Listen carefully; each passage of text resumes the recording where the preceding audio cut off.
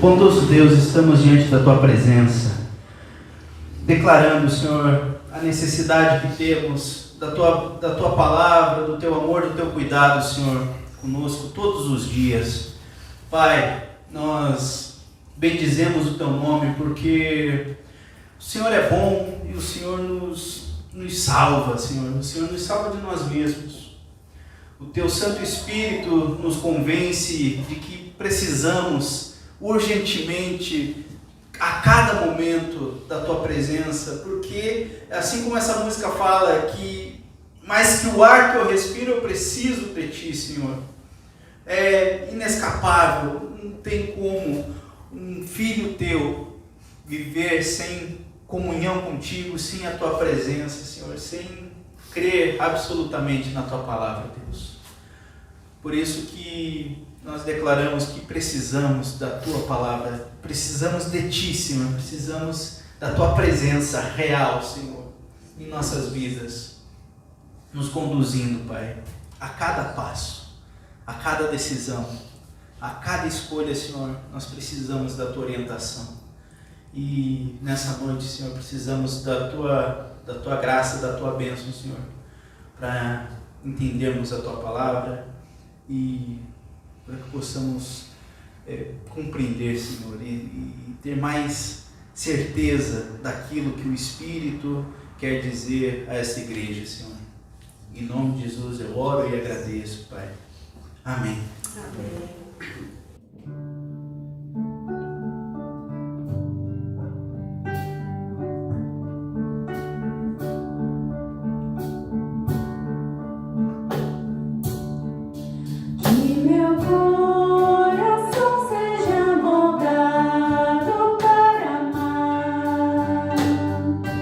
Que meus olhos vejam Tua verdade a me guiar. Que a vontade do meu Deus seja igual a seguir. Cumpre hoje o Teu querer em mim. Cristo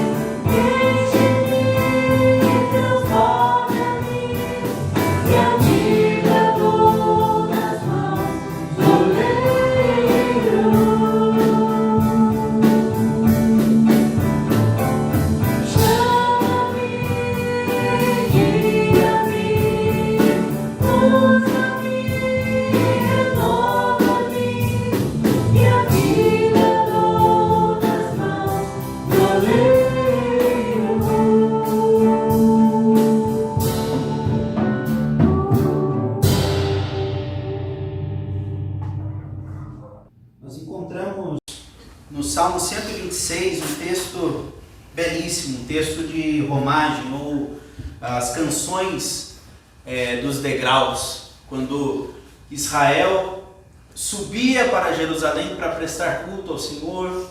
Eles iam em caravanas e eles iam cantando estes salmos que se encontram no Salmo 120 até o 134. São vários salmos falando e proclamando e confiando no Senhor e rememorando a cada momento o que o Senhor fez, como que o Senhor age, como que o Senhor protege, como que o Senhor tem sido bom. E um deles é um consolo para aqueles que choram, que está no Salmo 126. Quando o Senhor restaurou a sorte de Sião, ficamos como quem sonha. Então a nossa boca se encheu de riso e a nossa língua de júbilo. E então entre as nações se dizia: grandes coisas o Senhor tem feito por eles. Com efeito, grandes coisas fez o Senhor por nós e por isso estamos alegres. Restaura, Senhor, a nossa sorte, como as torrentes no Neguebe. Os que com lágrimas semeiam, com júbilo ceifarão. Quem sai andando e chorando enquanto semeia, voltará com júbilo, trazendo os seus feixes.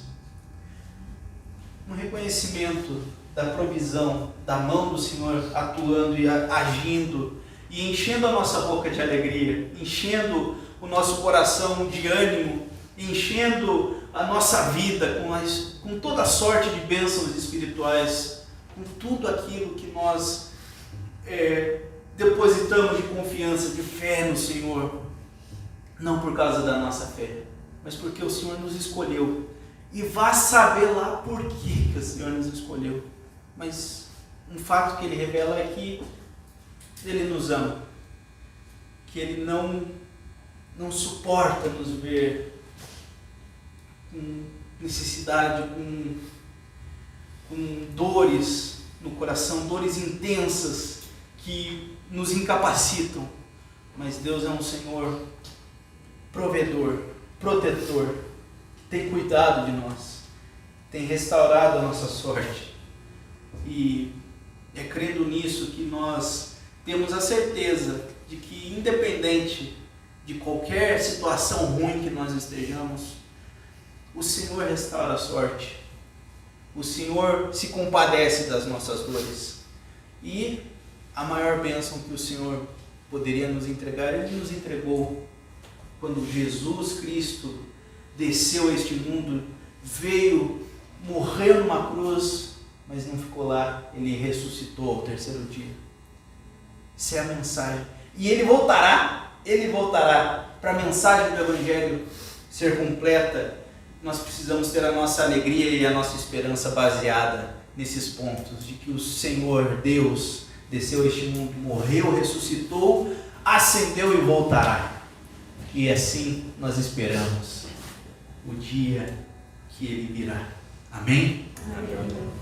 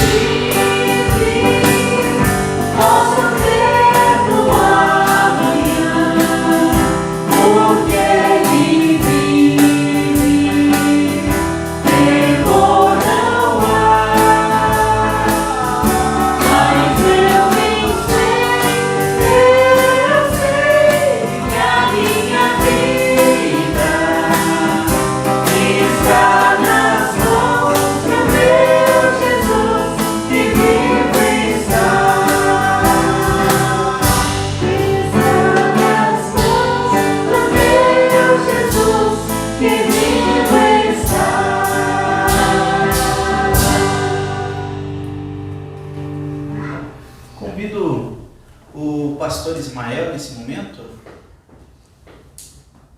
É um momento de dízimos e ofertas?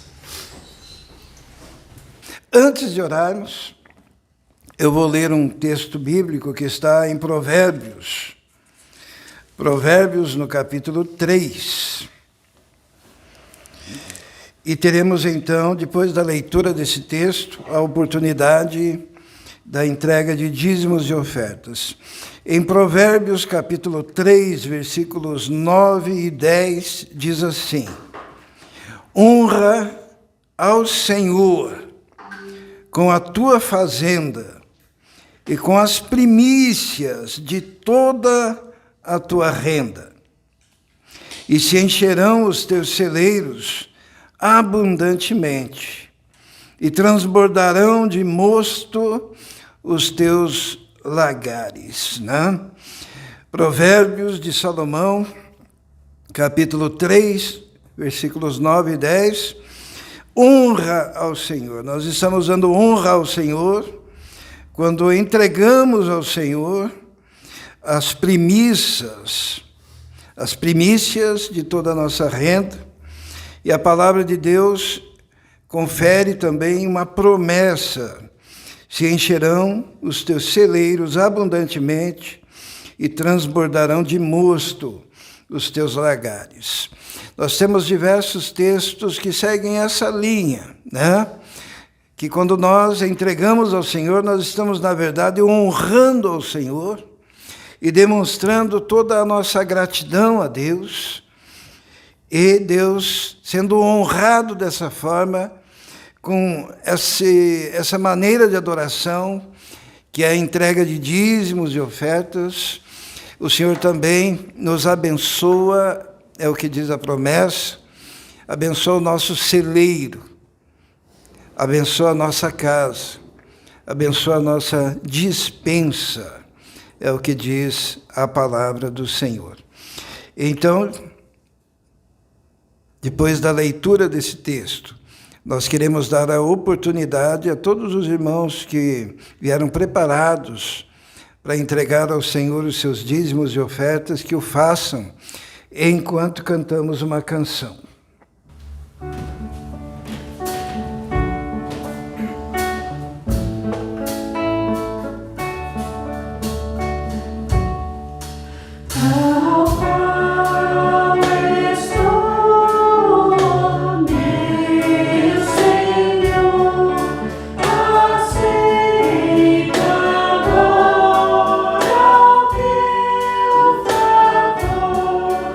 Pois tu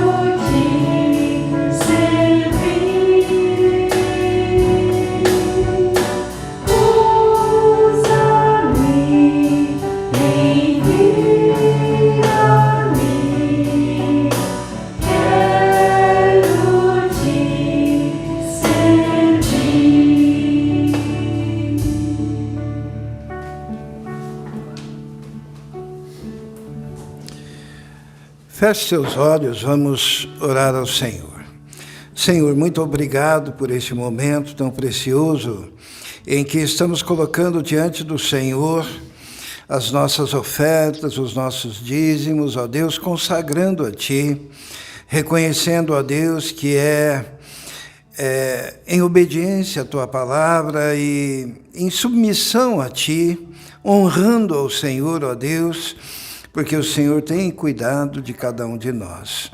Nós entregamos ao Senhor e invocamos a graça, a bênção, a direção e a proteção do Senhor sobre cada vida.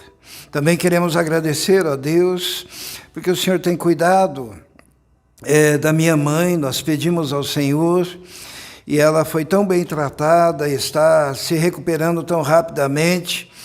E nós sabemos que tudo isso é providência do Senhor, é a mão do Senhor agindo em resposta às orações. Por isso nós queremos consagrar a Ti a vida dela e reconhecer que foi a mão do Senhor. Queremos também colocar a vida da dona Margarida nesse momento, que está sendo tratada, Senhor, de uma pneumonia, que o Senhor esteja curando, libertando, ó Deus, e que aquela cirurgia que está marcada para amanhã, ó Deus, possa se realizar pela sua graça, porque ela está com tanta expectativa, ó Deus, nesta cirurgia dos olhos, que o Senhor esteja agindo, abrindo as portas, dando esta oportunidade, e que ela possa voltar a ver, ó Deus, e possa glorificar o Teu nome, reconhecendo que veio de Ti este milagre. É o que nós te pedimos, ó Deus, em nome de Jesus. Amém.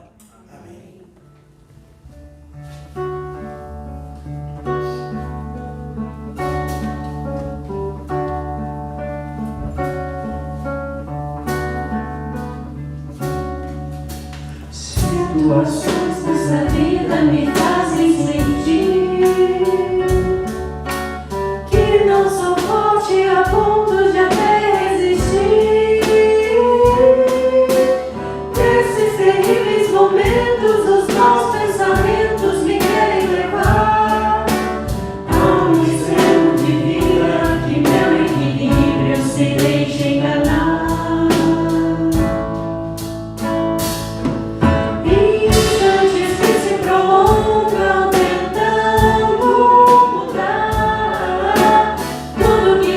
Se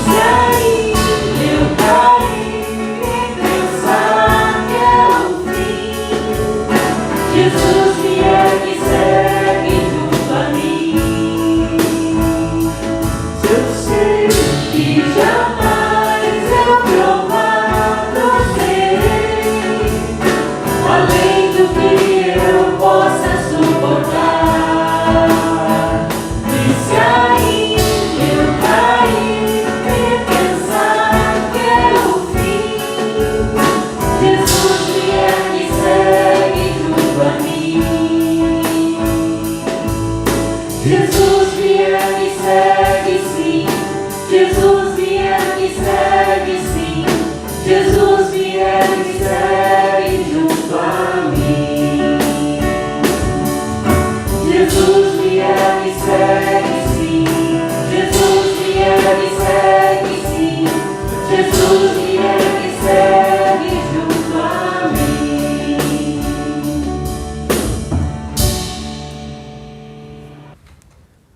Amém? Vamos nos colocar em pé, vamos orar ao Senhor.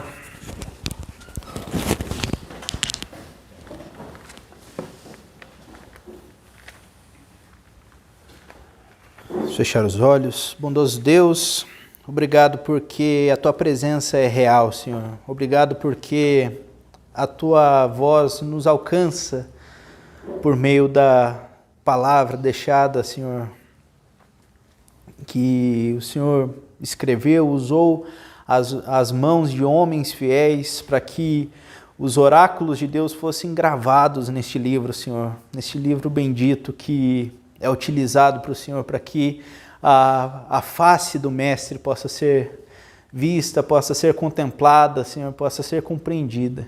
Obrigado porque o Senhor nos ama tanto que não nos deixou descobrir que o Senhor existe por dedução ou por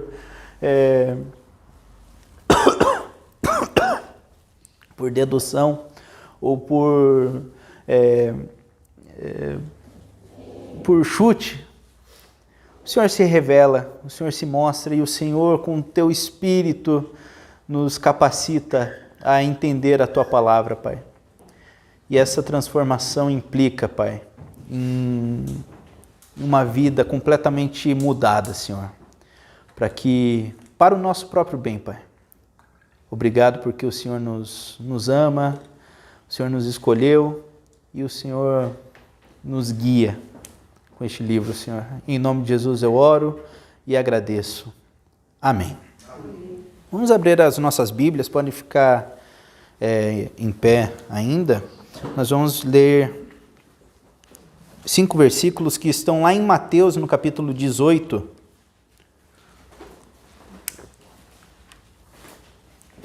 Em ação reverente ao Senhor, nós vamos ler o Evangelho de Mateus, capítulo 18.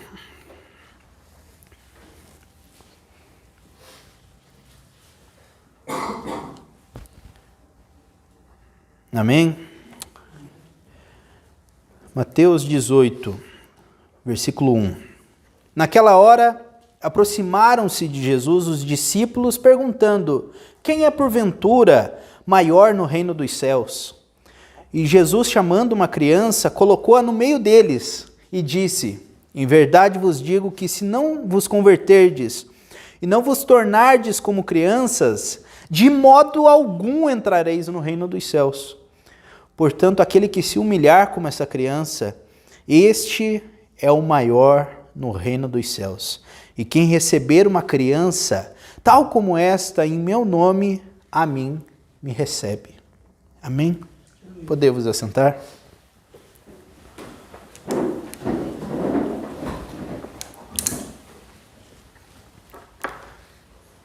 Como todos os irmãos aqui sabem, fizeram parte do meu crescimento, né? Participaram, viram o Israel baixinho, gordinho, crescendo. Sabem que a minha história na igreja, minha história pessoal na igreja é daquelas... Só não nasci na igreja porque não tinha culto no dia, né? Então, é uma vida inteira de capa a capa, diante da presença do Senhor, apresentado ao Senhor, entregue ao Senhor, e certamente imperfeito, certamente com falhas, com tropeços, com situações, mas mantendo a fé, me mantendo calmo, sereno e tranquilo. Eu melhorei um pouquinho.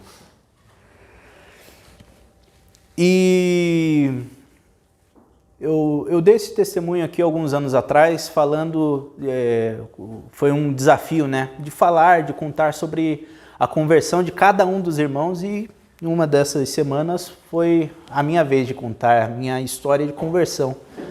E eu sempre fiquei inculcado de não ter aquele momento, pá! Nesse momento o Senhor entrou na minha vida e tudo se transformou. Eu não lembrava, eu não tinha um sentimento dessa forma, eu não tinha essa compreensão, até que o Senhor me recordou uma memória, que foi essa que eu contei nesse dia do desafio, de quando o pai e a mãe estavam assistindo TV, e eu lá, pequenininho, perguntando: o que eu preciso para aceitar Jesus? O que eu preciso para ter Jesus na minha vida?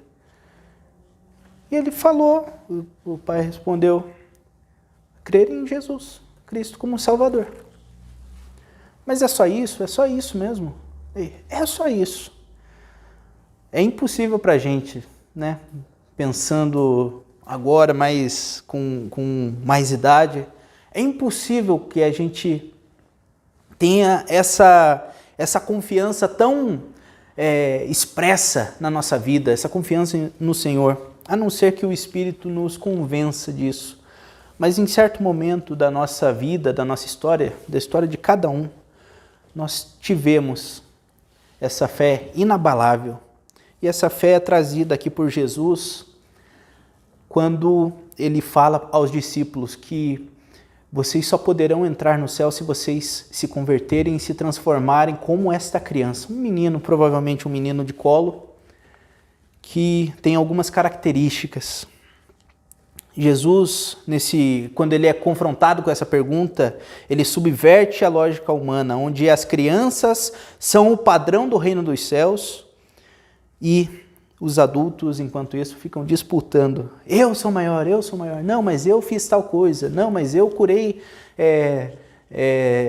10 paralíticos. Não, mas eu curei 15. Não, mas eu vi o Senhor pisando na água e atravessando o mar, caminhando. Eu sou mais crente que você. E ficam nessas disputas bestas. Mas o Senhor nos desafia a termos o trabalho hercúleo, um trabalho penoso de ser como uma criança e apenas confiar e aprender. No versículo 1, nós temos esse momento, essa pergunta dessa disputa. Os discípulos se aproximam de Jesus e perguntam: quem porventura é maior no reino dos céus? Esta é uma pergunta feita ao Senhor, e Jesus ele poderia citar, né, se Jesus fosse meramente humano, fosse apenas um sábio, apenas mais um homem utilizado por Deus para falar de amor, para falar de bondade, para falar de benignidade, mas o Senhor Jesus, ele, em vez de citar mestres e autoridades da sua época, de citar que os maiores estavam de acordo com a hierarquia do culto no templo, da hierarquia da igreja, da hierarquia de posses, da hierarquia de sabedoria, o Senhor tem uma resposta clara de que a criança, aquele que é como uma criança, aquele que é humilde como uma criança, é o padrão, é como você deve ser para entrar no reino dos céus. E a cultura judaica, ela se depara com vários impedimentos quanto a essa afirmação do Senhor. Primeiro, homens adultos que tinham passado pelo bar mitzvah, né? Na época não era assim que era chamado, mas era a passagem da criança para um adulto. A criança, ela não tinha identidade, ela não tinha necessidades próprias. Ela era apenas um adulto pequeno. ela estava sendo formada e criada naquela cultura para se tornar um adulto produtivo, para servir ao seu povo, para servir a sua família e dessa forma seguir a sua religiosidade perante a sociedade. Mas o Senhor, Ele nos chama para sermos como uma criança, usando dessa pouca importância, dessa pouca relevância da criança, onde Ele coloca no meio de todo aquele corpo apostólico, né? Se nós estivéssemos no corpo apostólico ali, ó, vendo Pedro, vendo Tiago, vendo João, vendo Judas, o Iscariotes, a gente talvez passasse reto, mas a gente estaria muito animado, né? Nossa, eu estou vendo aqui, ó, o Pedro, o Bartolomeu, eu estou vendo aqui todos os discípulos, todos os apóstolos, e a gente, como conhece teologia, a gente ficaria empolgados por essa experiência. Mas o Senhor coloca eles em volta para contemplar uma criança. Creio eu que, imaginando, né, que Jesus pegou uma criança de colo, estava aqui brincando com essa criança e ensinando os discípulos. Vocês precisam se tornar essa criança. Observar essa criança. Aprender dessa criança. Todos aqui estão sendo preparados para serem mestres da igreja, para serem doutores, para serem, para escreverem da palavra do Senhor, para escreverem os oráculos de Deus, mas todos aqui precisam ser como essa criança. Ela é posicionada no centro, ela é um destaque. No versículo 3, Jesus usa a sua frase que a cada momento, toda vez que ele começa um versículo com "em verdade vos digo", é porque vem coisa boa. Em verdade vos digo que se não vos converterdes e se não vos tornardes como criança, de modo nenhum entrarão no céu. Um ensinamento precioso, um ensinamento valioso. Se não se tornarem como crianças, como meninos, como pequenos, como os pequenos, de modo nenhum entrarão no reino do Senhor. Aqui Jesus apela para uma conversão promovida pelo Espírito Santo e uma transformação da nossa mente, das nossas expectativas e do nosso alinhamento, né? O alinhamento dos nossos amores como os de uma criança. Quais são as características de Jesus que são parecidas com uma criança, que a gente poderia elencar? Em primeiro lugar, a criança, quando ela nasce, ela imediatamente tem a capacidade de reconhecer a sua mãe. Ela nasce, ela é entregue aos braços de sua mãe e ele sabe que ali ele está em aconchego, ali ele está seguro. Aquela criança, ela sabe que ali é o lugar que ela pertence. Ali é o melhor lugar onde ela poderia estar. É ali onde ela vai ter alimento. É ali onde ela vai ter cuidado. É ali onde ela vai ter zelo. E ela não teve um minuto sequer para aprender isso. Ela sabe. Na sua vida intrauterina, ela teve relacionamento com a sua mãe da forma mais íntima possível. Trocando a sua nutrição, compartilhando a sua nutrição com a sua mãe. Da mesma forma, o Senhor, Ele é íntimo do Pai, conhece o Pai, conhece dessa mesma forma, Ele sabe onde depositar a sua esperança, onde depositar a sua fé, onde depositar a sua tudo que Ele tinha. Ele sabia que ele podia olhar para os céus e conversar com o Pai, e ali ele estaria suprido de todas as suas necessidades. É isso que Jesus quer ensinar para a gente. A criança, ela tem ligações do cérebro absolutamente intensas, aprendendo a cada instante, ela aprende mais e ela vai dobrando o seu entendimento, a sua compreensão daquilo que está acontecendo, ela ainda nem sequer abriu os olhos, mas ela está ouvindo sons, ela está sentindo cheiros, ela está aprendendo junto com sua mãe, aprendendo junto com o seu pai, aprendendo naquele convívio, naquela família que ela está alegrando naquele momento. E é algo simples. Atentar às palavras de sua mãe, atentar às palavras de seu pai, atentar à musiquinha de ninar, atentar à alegria, ao sorriso, às gargalhadas que aquele ser promove. Da mesma forma, Jesus compreende, ele é simples em compreender que a sua relação com o Pai Celestial, é a mesma relação que nós temos que ter com o Pai. É a mesma relação aprendendo e ouvindo do Senhor falando: este é meu filho amado em quem eu tenho prazer, em quem me comprazo. Reconhecendo de forma simples de que nós temos valor diante do Senhor, e Jesus tinha absoluta certeza que tinha valor diante do Senhor.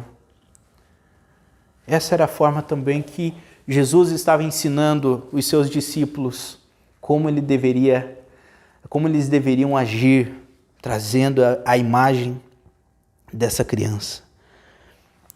E a terceira característica dessa criança é que ela apenas crê. Confiança absoluta. Ela está nos braços de sua mãe, ela está em conforto, em aconchego, ela vai ter comida, ela vai ter a sua nutrição, ela vai ter calor, ela vai ter abrigo. Essa criança, ela não compreende isso de forma racional, mas ela crê. Ela coloca essa criança crê que ela está segura enquanto estiver nos braços de sua mãe. Da mesma forma que o Senhor confia no Pai, o Senhor Jesus confia no Pai e sabe que todas as suas necessidades serão supridas.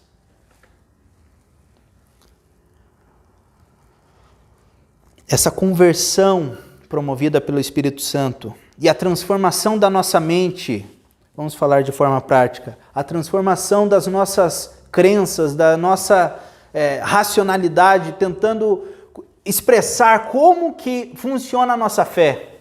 Como que funciona? A gente teve, alguns anos atrás aqui, um debate, né, um júri simulado, um debate de calvinismo e arminianismo. Excelente, conhecimento.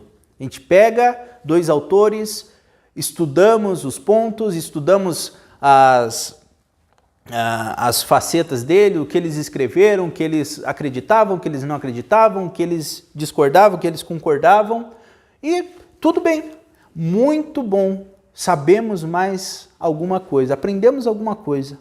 Qual que é a primeira disposição que nós temos na nossa cabeça de adulto? Você é calvinista, você eu não vou nem dar... Você é arminiano, você não entendeu direito a Bíblia.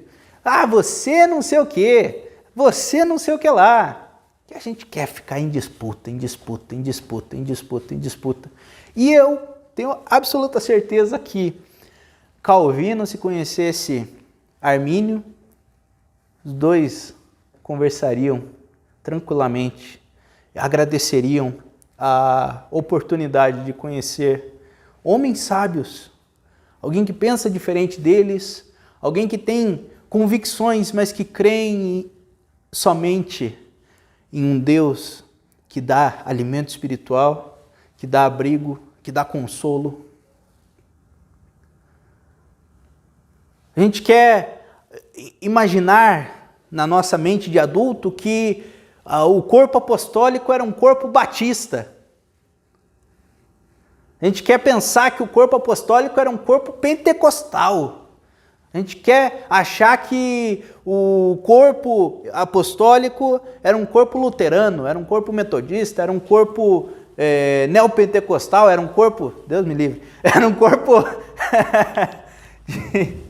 de diversas formas, sempre muito parecidos conosco.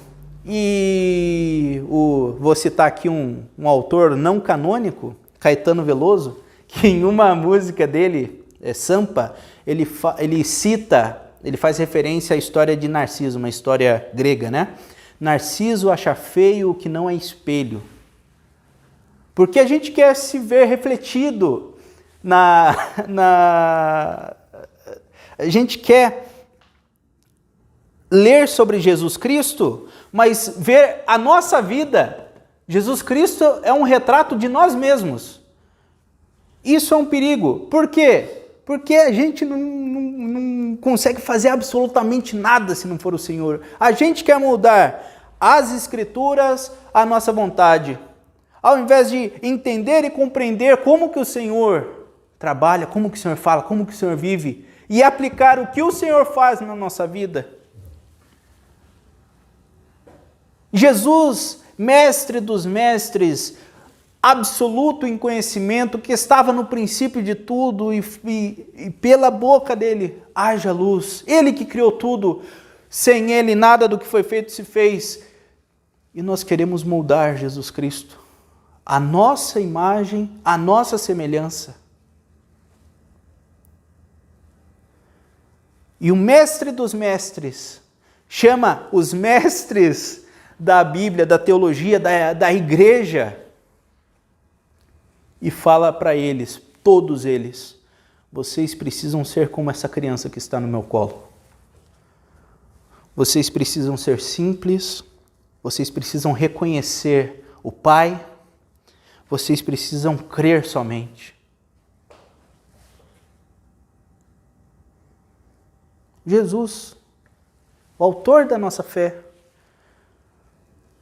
como ser humano, moldou, transformou o mundo de forma absoluta e completa por causa do nome de Jesus.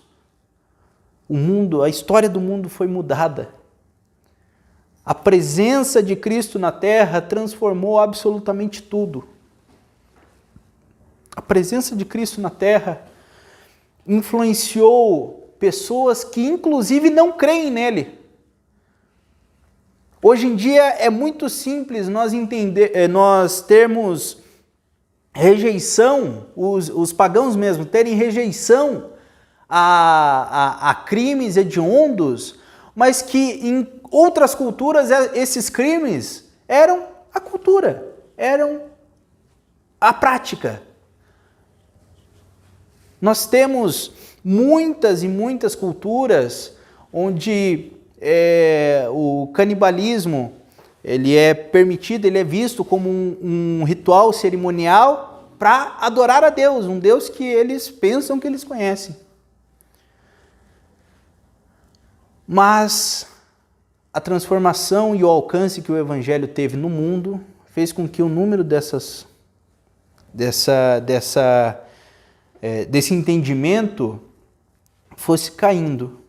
Mas o argumento que eles usam é que o cristianismo ele não pode influenciar as nações, ele não pode mudar a forma como as pessoas vivem, mas crimes hediondos, eles são rechaçados. Por quê? Pela influência do Evangelho. Nós vivemos em um mundo absolutamente cristianizado, apesar de ser um mundo pagão, apesar de ser um mundo com falhas, há evidência do Evangelho aonde quer que nós estejamos.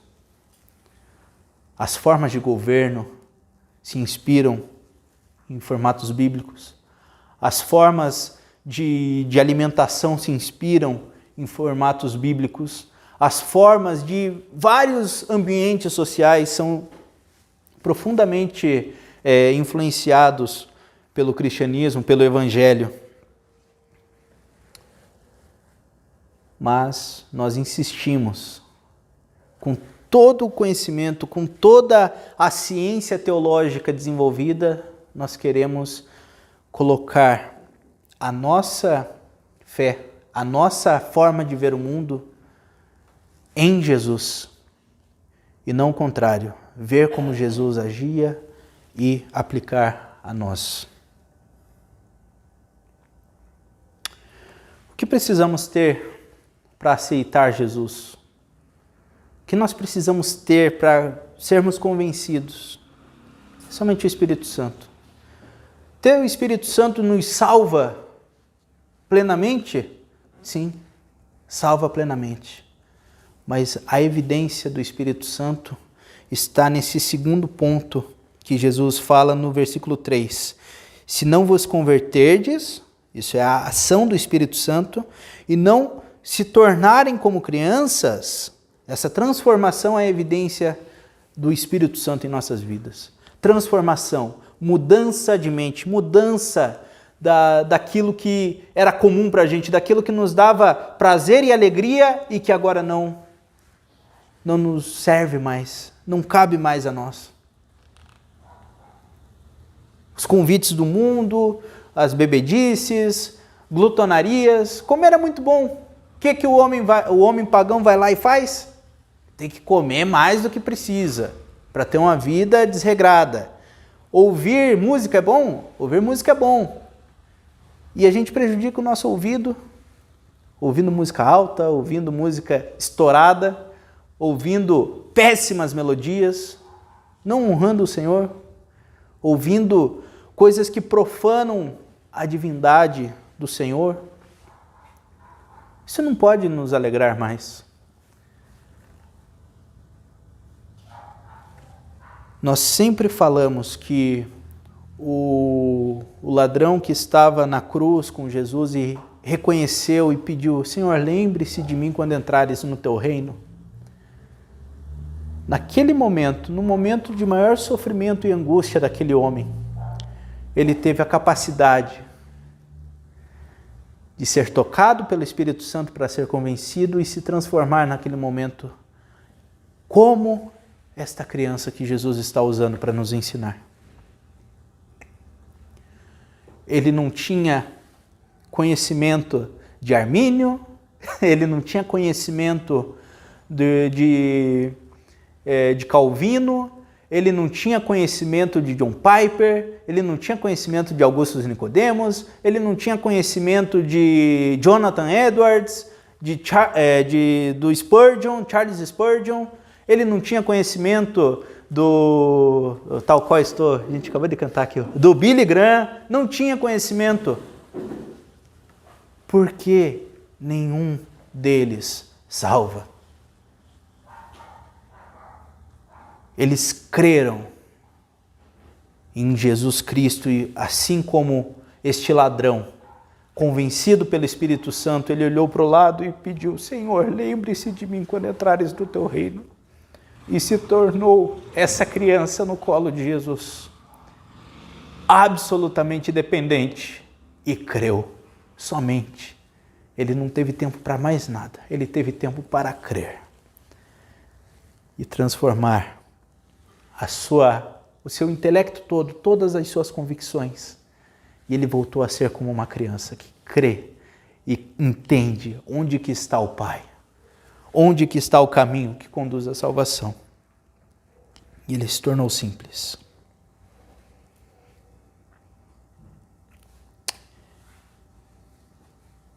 No versículo 4, portanto, aquele que se humilhar como essa criança, este é o maior no reino dos céus. Esta é a resposta objetiva que Jesus dá para eles. Aquele que se humilhar. Essa palavra se humilhar aqui, no grego, ela é o ginomai. E creio que uma tradução mais precisa seria aquele que se tornar como essa criança. Ginomai, se transformar, aquele que se torna como essa criança. Este é o maior no reino dos céus. Este é o maior no reino dos céus. A criança que só tem a capacidade de ser simples, de reconhecer aquele que protege e de crer somente. Este é o maior no reino dos céus. não é nenhum de vocês aqui apóstolos que estão rodeando essa criança. Essa criança está no centro porque vocês precisam aprender com ela. Nós precisamos aprender com essa criança. E no versículo 5, quem receber uma criança tal como esta, em meu nome, a mim me recebe.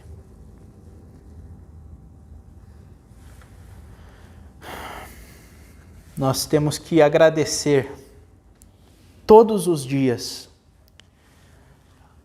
a bondade de Deus, o cuidado de Deus, mas uma coisa que eu queria levar os irmãos a pensar. Obrigado, Senhor, porque a minha salvação não depende de mim. Obrigado, Senhor. Porque o tempo todo eu estou entrando em disputas absolutamente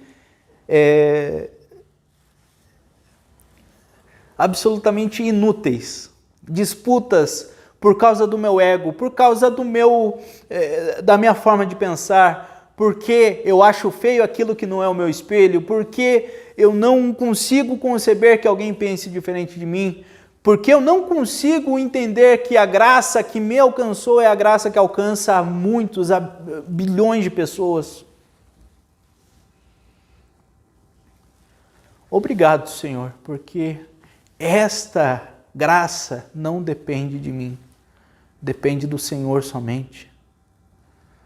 Me ajude, Senhor, a ser um ser humano, um adulto tão renovado, tão transformado, que eu possa ser comparado com essa criança que estava no teu colo, Senhor. Que eu possa aprender com essa criança. Que eu possa aprender que o caminho que nos conduz ao Pai,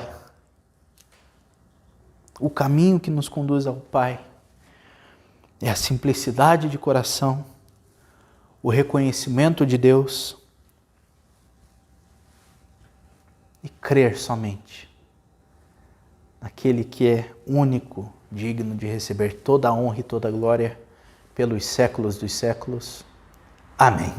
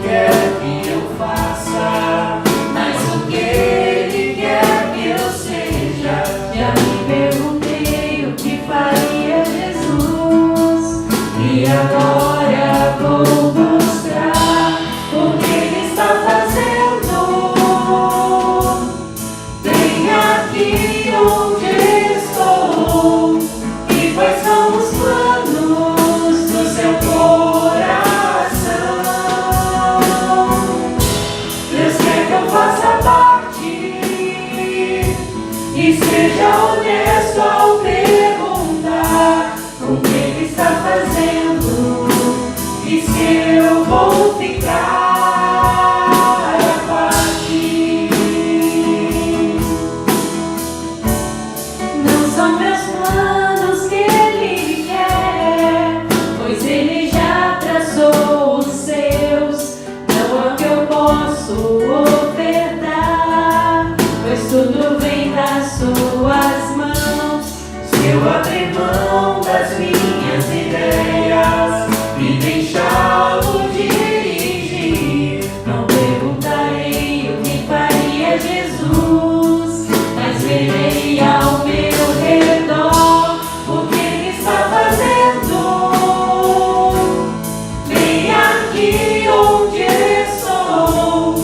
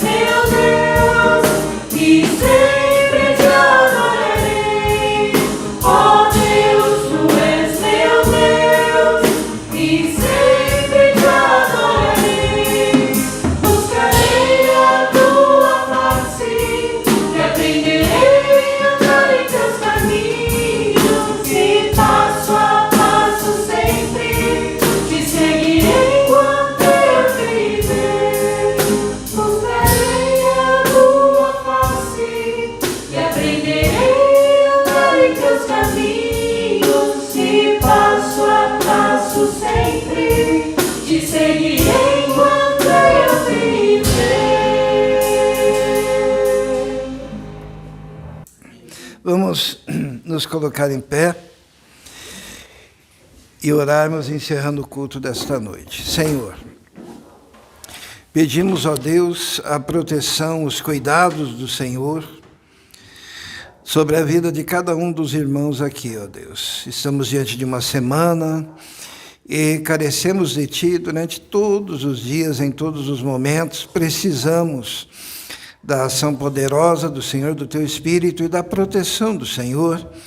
Por isso invocamos essa proteção sobre cada um, sobre cada família, sobre cada lar, ó Deus. Abençoa, protege, cuida.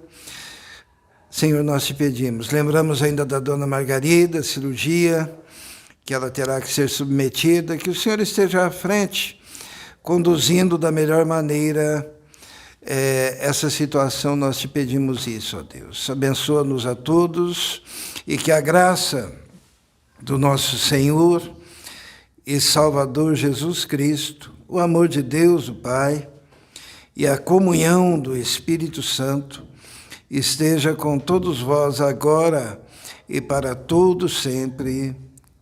Amém. Que Deus abençoe a todos. Dê um abraço bem forte no seu irmão ao lado.